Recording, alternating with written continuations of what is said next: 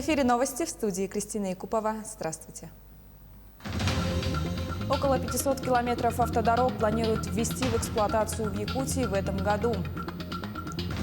Пункты проведения экзаменов готовы для сдачи ЕГЭ в республике. Полумарафон «Забег РФ» проходит в онлайн-формате в Якутске.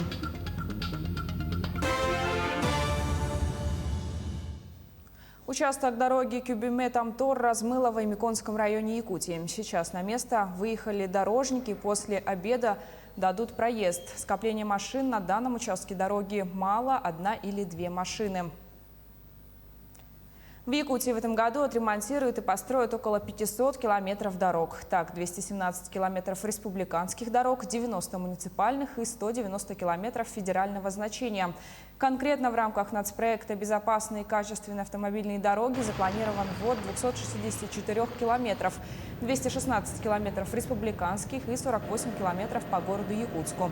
Общий объем финансирования по нацпроекту составляет 5 миллиардов рублей. Основные работы запланированы на автодорогах НАМ, Амга, Умнас, Анабар, Яна и Вилюй. Дети, кидавшие предметы в припаркованный автомобиль в Мирном, не понесут наказания. За их шалость придется ответить родителям. Напомним, в начале мая несколько детей кидались с высоты тарелками, ложками в машину. Ее владелец написал заявление в полицию, правоохранители вычислили хулиганов. Ими оказались мирницы 8 и 10 лет. Понести за поступок ответственность не смогут, не достигли положенного возраста. Потерпевший может обратиться в суд с иском на компенсацию или стороны могут договориться. Как это сделали потерпевшие и родители еще одного правонарушителя. В августе прошлого года вандал пробежался по капотам 11 автомобилей. На машинах остались вмятины. На 16-летнего парня завели уголовное дело. В соответствии со статьей 76 Уголовного кодекса Российской Федерации лицо, совершившее впервые преступление средней и небольшой тяжести, может быть освобождено от уголовной ответственности в случае возмещения ущерба потерпевшим. Потерпевшие претензий к несовершеннолетним и законным представителям не имеют. На основании статьи 25 Уголовно-процессуального кодекса уголовное дело было прекращено за примирением сторон. В Якутии подготовлен 231 пункт для сдачи единого государственного экзамена. Они прошли 7 региональных и 3 всероссийских тренировочных мероприятия. 339 пунктов примут девятиклассников, из них 23 организованы на дому. В этом году в республике сдают экзамены 12 301 девятиклассник, ЕГЭ 6867 одиннадцатиклассников. Этого и прошлых годов. 11 класс в этом году заканчивают более 8 тысяч человек. Для детей с ограниченными возможностями здоровья созданы определенные условия. Увеличивается продолжительность экзаменов, а также проводится время на организацию питания и проведение профилактических и лечебных процедур.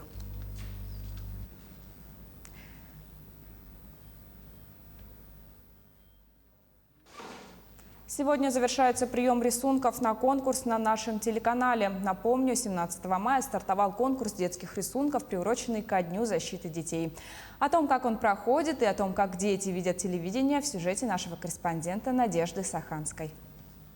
Вот они, те самые рисунки. Наивные, счастливые и невероятные, как сами дети. Яркие цвета, необыкновенные техники исполнения и, конечно, отметка телеканала «Якутия-24» на детском изображении.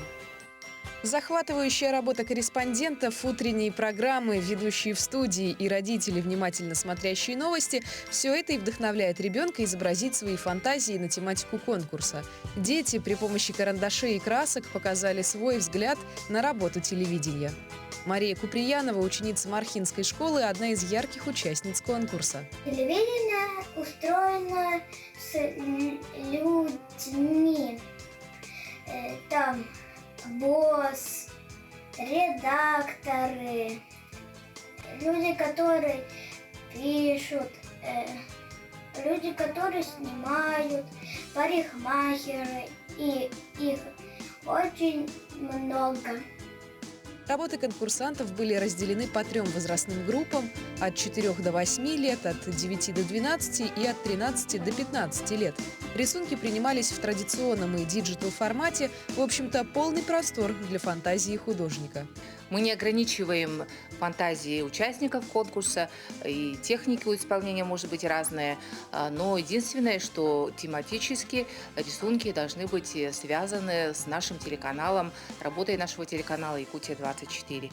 Так что мы очень ждем работ ребят, отправляйте, остается совсем немного времени. 31 мая мы подведем итоги конкурса, и 1 июня, в День защиты детей, мы пригласим победителей к нам на утреннюю программу «Утро Якутии» и вручим очень хорошие призы, которые, несомненно, понравятся юным художникам. Дети Хангаласского района также поделились с нами своими работами, которые пусть и не отражали заданную тематику, а значит, не вошли в конкурсную программу, но были выполнены вдохновенно и по-детски очаровательно. Детские мечты – край бесконечных возможностей, свобода мыслей и поток желаний, которые делают их счастливыми. Из этого следует, что не только телевидение, но и целый мир глазами детей устроен достаточно необычно и интересно. Мне кажется, телевидение устроено очень сложно. Свет, камера, аппаратура, провода. Люди, которые занимаются данной деятельностью, они очень терпеливы и они очень внимательны ко всем вещам. Телевидение – это возможность рассказать, показать и научить о своем творчестве. Также раскрыть полезную для людей информацию. Результаты конкурса будут подведены 1 июня в День защиты детей, который не только веселый праздник, но и напоминание обществу о необходимости защищать права ребенка, чтобы все дети росли счастливыми, учились, занимались любимым делом и в будущем стали замечательными гражданами своей страны. Надежда Саханская, Семен Семенов, Илья Сыромятников, Якутск. В Нерюнгри свой 10-летний юбилей отметила вокальная студия «Апельсин». В прошлом году коллективу исполнилось 10 лет, но выйти на сцену и отпраздновать это событие удалось только сейчас. Как прошло мероприятие, расскажет наша коллега из Нерюнгри Ирина Кичигина. В очередной раз со сцены Центра культуры и духовности имени Пушкина зрители увидели яркое зрелище от апельсинок, как их ласково зовут нерюнгринцы. Благодаря усилиям руководителя Татьяны Усинок коллектив накопил репертуар песен в самых разных стилях. В десятку – так называлось шоу, в котором «Апельсин» подвел итоги своей работы за десятилетие, на протяжении которого совершенствовалось мастерство юных участников студии. Ну, во-первых, огромная благодарность родителям, которые доверили своих детей и когда-то привели в наш коллектив. И стоя за кулисами, я подумала о том, что как здорово, когда артисты в таком возрасте получают такие эмоции, которыми встречали их сегодня наши зрители. Помимо вокала, на своих занятиях с ребятами работают хореограф и педагог по актерскому мастерству. Поэтому каждый номер – это яркое событие на любом концерте. В этот день со сцены прозвучали хиты зарубежной и отечественной популярной музыки. Юные артисты были, как всегда, на высоте. Номера украсили танцевальные коллективы «Северяночка», «Экзотика» и «Вариант». С особой теплотой зрители встретили дуэт выпускников Егора Харченко и Елизавету Слугину, которые исполнили романтическую песню «Над городом». 10 лет занимались в коллективе и будем заниматься. Да, уже 11-й год, и юбилей – это такая дата круглая, которую мы не могли пропустить никак. Хотелось, конечно, поздравить коллектив лично. Как вам получилось, скажем так, спеться, если Лиза у нас уехала, да? Егор, ты здесь еще, да? Она специально для меня приехала. Да, тайные репетиции. Сегодня в студии занимается около 30 талантливейших детей в возрасте от 6 до 16 лет. Мастерство участников подтверждают достижения в республиканских, российских и международных конкурсах. Но мы уверены, что и это еще далеко не предел. Ирина Кичигина, Захар Головин, Вадим Барашков, Нерюнгри. Всероссийский полумарафон «Забег РФ» стартовал в онлайн-формате. В нем принимают участие более 400 любителей бега, начиная с 6 лет. Дети бегают на 1 километр, взрослые на 5, 10 и 21 километр. Они сами фиксируют расстояние и время на трекере мобильного приложения. Напомню, что жители Якутска второй раз участвуют во всероссийском полумарафоне. На площади Победы развернута фан-зона со стартовой и финишной площадками, где любой участник может получить медаль при предъявлении данных трекера с указанной дистанцией и временем. Мы проводим всероссийский полумарафон «Забег РФ» 85 субъектов Российской Федерации, в том числе в городе Якутске.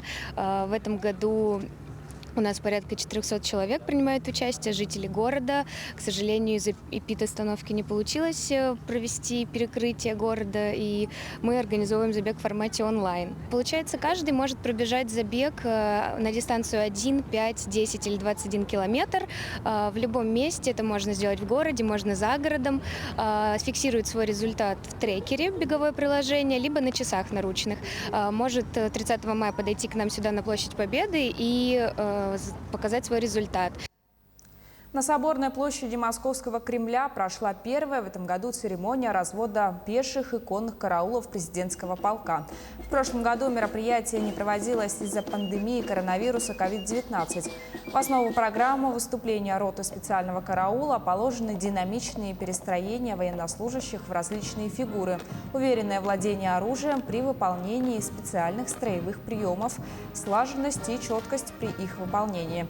Однако в программу включены и новые элементы, что позволило создать объемную картину действий, чтобы зрители рассмотрели детали выступления, и это сделало программу более яркой и динамичной. Церемония в этом сезоне будет проходить по субботам в 12 часов с мая по сентябрь. Такова информация к этому часу. Еще больше новостей на наших сайтах. Оставайтесь с нами, не переключайтесь.